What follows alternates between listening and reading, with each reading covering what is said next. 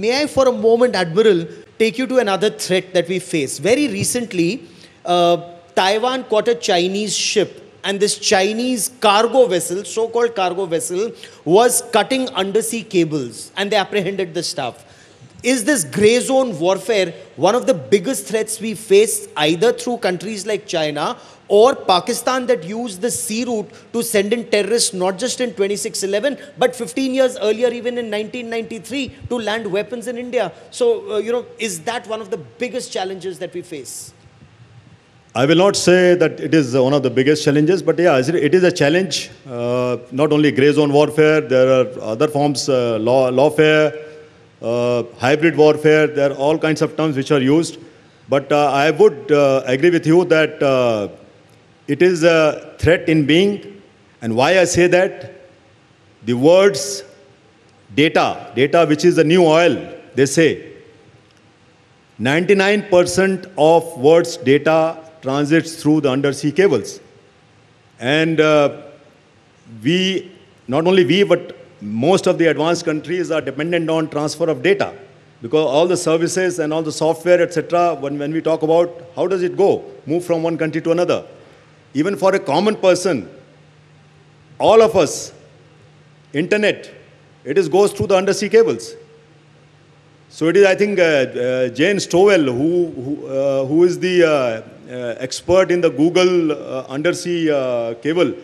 And it was said that people feel that data is stored in cloud.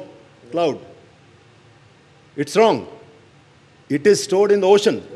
So that is the importance, and that is what I think that you must have read various articles. There is a realization in the government of India that we need to address this challenge.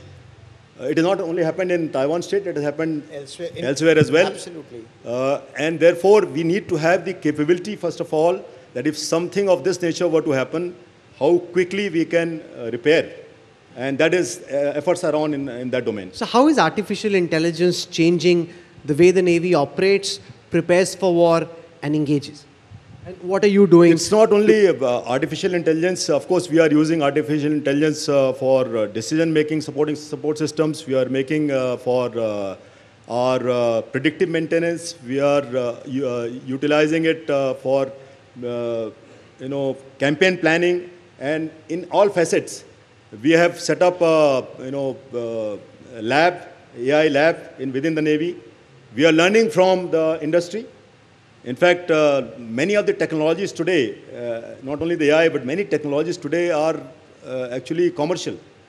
And military is imbibing them. Many years ago, military used to be in the forefront of developing new technologies, and then it used to go to the commercial world. But it is a good mix. We are happy with it. Starlink is one example. It's totally commercial, and it has helped whatever it has done in the Russia-Ukraine war. For your information, there is a firm called Palantir, which is a data firm. It was assessed as the most valuable defense contractor last year.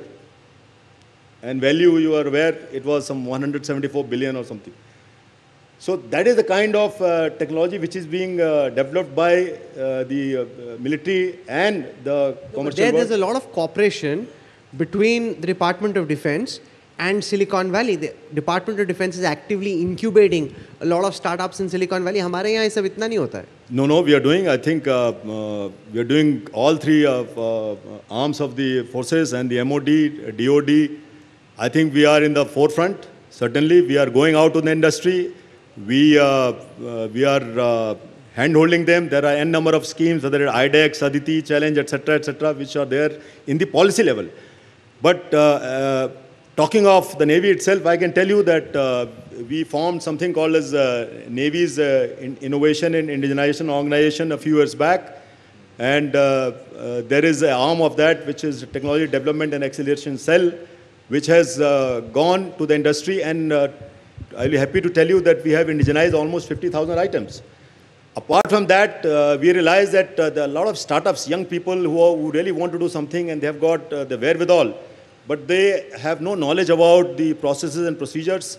So last year we commissioned two task forces, special task forces, each headed by a rear admiral rank, whose job is to proactively engage with the industry, whether it is DPSUs, PSUs, startups, or private industry, MSMEs, and then handhold them and tell them exactly that if you have this technology, this is what is our requirement.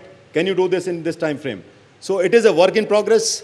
Atmanirbharta per se and self-reliance and this infusion of niche and disruptive technologies, like I said, is a work in progress.